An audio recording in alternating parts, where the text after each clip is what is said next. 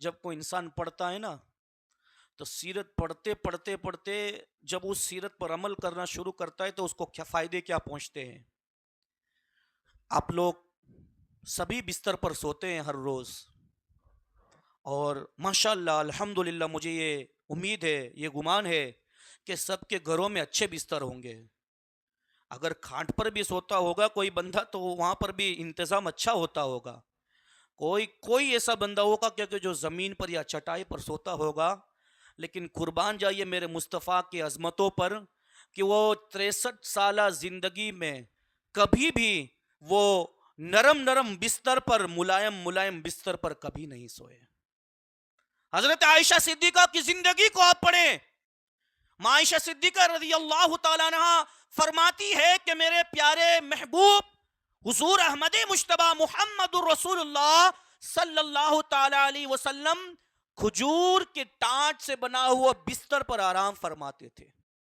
کھجور کے ٹہنیوں سے اس کی ٹانٹ سے جو بستر بنتا تھا اس پر آرام فرماتے تھے، اور اسی پر آپ کا آرام ہوتا، اسی پر آپ رات کو سوتے تھے. اور میں نے پوری زندگی کی دیکھا کہ میرے مصطفیٰ کبھی بھی بہتر سے بہتر بستر پر کبھی نہیں سوئے. کیا حضور علیہ الصلوۃ والسلام چاہتے تو آپ کو نرم بستر نہیں ملتا؟ ضرور ملتا. جو پوری کائنات کا مالک ہے کیا اسے نرم بستر نہیں ملتا؟ ضرور ملتا. کیوں نہیں ملتا؟ جس کے قدموں کے تلے چاندی اور سونے کے پہاڑ چلتے ہو، بھلا وہ پھٹی پرانی چادر پر کیسے سو سکتا ہے؟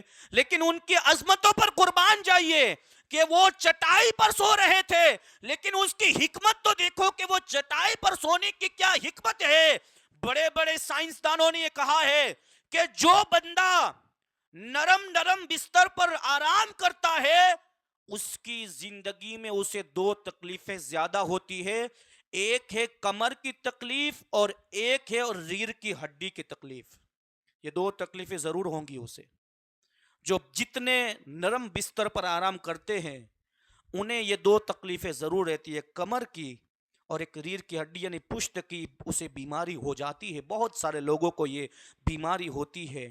اور جو بندہ زمین کے اوپر سوتا ہے، بالکل سیدھی ہموار زمین پر سوتا ہے، اس کی پیٹھ ہمیشہ مضبوط رہا کرتی ہے، اس کا جسم ہمیشہ مضبوط رہا کرتا ہے. اور فرمایا سائنسدانوں نے کہ جو بندہ رات کو کھانا کھا کر کے اچھے نرم بستر پر سو جاتا ہے تو جس کروٹ پر سویا ہے اسی کروٹ پر صبح ہو جاتی ہے. یعنی آپ اس کروٹ پر سوئے ہو اسی کروٹ پر صبح، اس کروٹ پر سوئے ہو اس کروٹ پر صبح. پھر وہ ادھر سے ادھر پھرنے کی آپ کو تک نہیں رہتی، آپ اس طرح اس طرف گھوم نہیں سکتے، کروٹ نہیں بدل سکتے، کیونکہ وہ نرم بستر اتنا ہمارے لیے اچھا ہوتا ہے کہ پھر وہ کروٹ بدلنے کا جی نہیں چاہتا. اس سے ہمارے جسم کا جو خوراک جو ہم کھانا کھاتے ہیں وہ ایک جگہ پر پڑا رہتا ہے، اور اس ایک جگہ پر اس کھانا پڑے رہنے کی وجہ سے ہمارے جسم میں معدے کی تکلیف ہو جاتی ہے، یعنی ہمارا ہاضمہ خراب ہو جاتا ہے، اور جس کے ذریعے بہت ساری تکلیفیں، بہت ساری پریشانیاں ہو جاتی ہے. اور جب کوئی بندہ یہ زمین کے اوپر سوتا ہے، نرم بستر پر نہیں، جب زمین پر سوتا ہے تو پوری رات وہ کروٹ بدلتے رہتا ہے، ایک کڈور پر نیند نہیں آتی. اور جب وہ کروٹیں بدلتا ہے اس کروٹیں بدلنے کی وجہ سے اس کے پورے جسم میں جتنا بھی خون ہے وہ ادھر سے ادھر ہوتا ہے، اور جتنا کھانا اس نے رات میں کھایا ہوتا ہے صبح ہوتے ہوتے وہ تمام کے تمام کھانا اس کے لیے ہضم ہو جاتا ہے.